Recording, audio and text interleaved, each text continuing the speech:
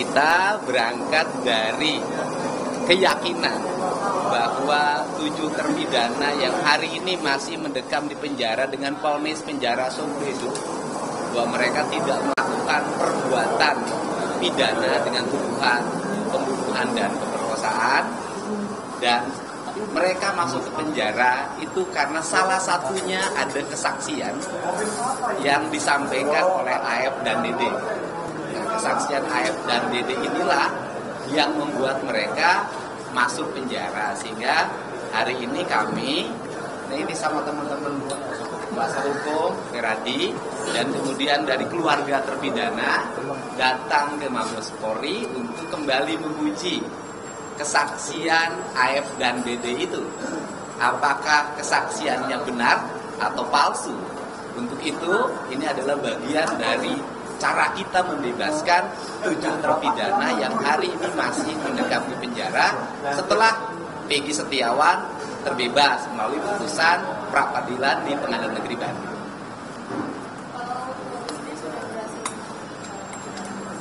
Keluarga, kalau saya kemarin sudah menemui, sebelumnya juga ya kuasa hukum sudah berhasil menemui dan sudah mendapat kuasa dari para terpidana. Dan terpidana kemarin ada hal yang unik yang disampaikan pada kami, ya kan? Hal yang unik pertama adalah saudara Ucil atau Ripaldi sebelumnya kan ditangkap bukan karena kasus pembunuhan, tetapi kasus membawa senjata tajam. Senjata tajamnya itu jenisnya mandau, bukan samurai. Dan kemudian di pengadilan itu mandau itu disebut samurai. Yang pertama. Yang kedua, bahwa para terpidana kemarin menyampaikan pada kami mereka ditangkap di depan SMP 11 oleh unit narkoba dipimpin oleh Ibtu Rudiana, sekarang mungkin waktu itu Ibda ya. Kemudian dimasukkan ke unit narkoba dan mengalami berbagai penyiksaan. Setelah itu mereka disodorkan berita acara yang harus ditandatangani. Kemudian mereka juga menyampaikan bahwa batu dan bambu yang disebut di pengadilan adalah balok, padahal itu bambu, itu disiapkan oleh saudara Jaya dan saudara Sudirman yang waktu itu disuruh nyari bambu dan batu untuk sebagai alat bukti. Nah, kemudian yang berikutnya adalah saya mengajak pada semua, kita ini sekolah, rata-rata S1, S2, dan S3, bahkan mungkin banyak yang profesor. Kita ini hari ini terkecoh oleh satu orang yang kesurupan, namanya Linda.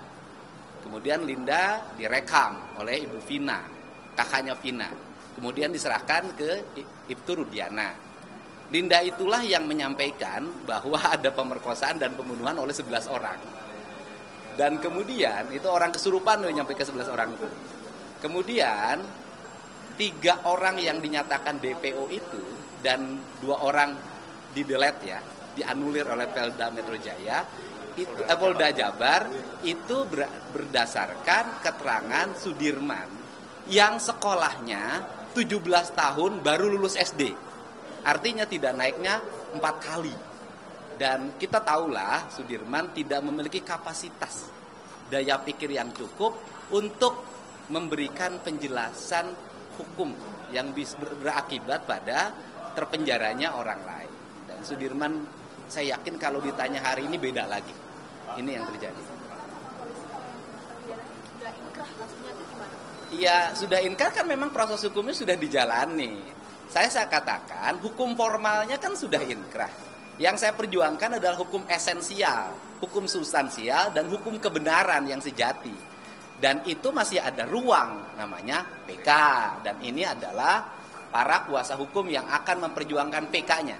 Dan laporan ke Mabes Polri bagian dari upaya PK hukum kita. Kita hari ini tidak memiliki tujuan untuk mempidanakan orang. Tidak memiliki tujuan untuk mempenjarakan orang. Kita punya tujuan untuk membebaskan orang. Nah, kemudian menuju arah pembebasan itu harus melalui proses seperti ini. Karena ini jalan yang terbaik menuju pembebasan. Dan kemudian yang berikutnya adalah apa yang kita cari? Yang kita cari adalah rasa keadilan masyarakat. Yang bersalah harus dinyatakan bersalah. dan yang tidak bersalah harus dibebaskan. Kemudian agar tidak terjadi simpang siur yang terus-menerus berkembang di masyarakat, sebaiknya Mabes Polri meskipun putusan hukumnya belum berubah karena kita baru mengajukan PK, tetap harus melakukan penyelidikan. Di antaranya investigasi yang harus dilakukan Mabes Polri adalah menentukan apakah peristiwa Eki dan Vina ini peristiwa pembunuhan atau peristiwa kecelakaan. Nah, ini yang harus segera dilakukan oleh Mabes Polri. Saya pikir Mabes Polri memiliki kemampuan menganalisis peristiwa ini secara baik. Karena apa? Karena tahun 2016 itu belum jadul. Masih tahunnya adalah tahun digital. Handphone dari para terpidana masih ada. Itu kan tinggal handphonenya dinyalakan, kemudian dibuka handphonenya, itu akan terbuka kelihatan percakapannya, posisi para terpidana di mana, sehingga kita tidak cocok logi berdasarkan sains. Kemudian yang berikutnya juga saya meminta agar CCTV-nya juga dibuka. CCTV yang dibuka bisa dua. Yang pertama, kalau ingin mengejar tuduhan pelemparan, buka CCTV-nya Indomaret. Karena posisi mereka, SMP 11 itu di sampingnya ada Indomaret. Kalau kemudian CCTV terjadinya peristiwa kematian Eki dan Vina, itu kan ada di flyover. Kemudian dari sisi letak geografis, saya juga ada pertanyaan besar dari saya. Pertanyaan besarnya adalah, peristiwa Eki dan Vina meninggal itu di flyover berada di posisi Kabupaten Cirebon. Tetapi kenapa ditangani oleh Polresta Cirebon? Ini juga pertanyaan yang mesti dijawab sebenarnya dari sisi aspek SOP penanganan yang harus dilakukan. Itu saja pernyataan dari kami. Semoga pelaporan ini adalah pelaporan yang akan segera ditindaklanjuti. Dan hari ini Bareskrim Mabes Polri menjawab keraguan publik. Apakah Pak Rudiana bisa dilaporkan? Apakah pelaporannya akan diterima? Apakah akan diproses? Dan ternyata Bareskrim Mabes Polri menerima dan akan memproses. Untuk itu saya mengucapkan terima kasih pada Pak Kapolri, kepada Pak Kabareskrim atas upayanya membuka kasus ini seluas-luasnya agar masyarakat kita bisa mendapatkan keadilan yang terbuka. Amin. Ya. Kita hari ini tidak ngomongin tes DNA. Ini kan karena nanti merancui pelaporan di Bareskrim.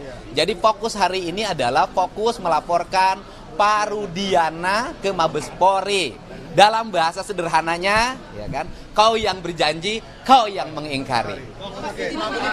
Macam-macam ya bentuk penganiayaan yang dialami oleh klien kami, dari mulai injak-injak, kemudian pemukulan, kemudian gembok kepala, dikenakan kepala sampai pecah kepalanya, dan lain sebagainya. Ya itulah yang menurut saya hari gini masih ada hal seperti itu gitu ya. Tapi kita lihat nanti, kita uji aja nanti oleh penyidik apakah laporan kami ini bisa dipertanggungjawabkan atau tidak.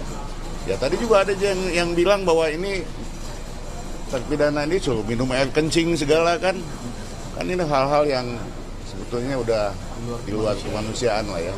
Jadi saya pikir laporan ini baru dugaan.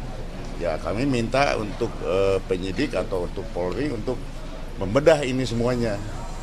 Karena masalah ini tentu dengan rangkaian laporan yang kami lakukan, itu semua akan menjadi novum buat kami.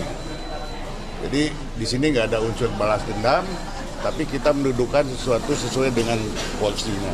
Baik, yang jelas, yang pertama terkait dengan kegiatan hari ini, kami tentunya menyambut baik rakorwas yang dilaksanakan oleh Kompolnas dan Polri, dan ini menjadi komitmen kami juga Polri bahwa yang namanya transformasi digital ini menjadi kebutuhan, dan tentunya Polri sebagai organisasi yang kami tidak ingin menjadi organisasi yang stagnan, sehingga kami membuka ruang dan kami tidak anti kritik untuk mewujudkan Polri yang modern sesuai dengan apa yang menjadi harapan masyarakat. Dan saya kira kita bekerja sama dengan Kompolnas khususnya selaku pengawas eksternal, dan juga tidak hanya itu, seluruh stakeholder terkait yang memiliki kewenangan untuk mengawasi dan memberikan masukan Polri, tentunya kami buka ruang sebesar-besarnya untuk memberikan masukan, termasuk juga masyarakat. Karena saya kira saat ini fenomena masyarakat menjadi bagian dari citizen journalism. Saya kira ini menjadi fenomena baru yang tentunya membuat Polri harus bisa beradaptasi dengan cepat terkait dengan beberapa pertanyaan kasus yang ada yang saat ini sedang berjalan. Tentunya Polri menindaklanjuti. Beberapa waktu yang lalu ada laporan di Barreskrim terkait dengan proses perjalanan yang di Jawa Barat, dan saat ini pendalaman sedang kita lakukan. Propam kita turunkan, Irwasum kita turunkan untuk melakukan pendalaman terkait dengan peristiwa yang ada. Walaupun sudah terjadi 8 tahun yang lalu ya, 2016, namun tentunya kami memiliki kewajiban untuk melakukan pendalaman, sehingga kemudian pada saatnya setelah semuanya lengkap kita akan sampaikan kepada masyarakat secara transparan tentang fakta-fakta yang kita temukan. Mungkin itu. Terima kasih. Terima kasih ya. Di antara banyak sumber informasi, kami layak dipercaya. Karena kami menggali lebih dalam, berpihak pada kebenaran, berpegang pada data dan fakta, agar layak Anda jadikan referensi. Kompas TV, independen, terpercaya.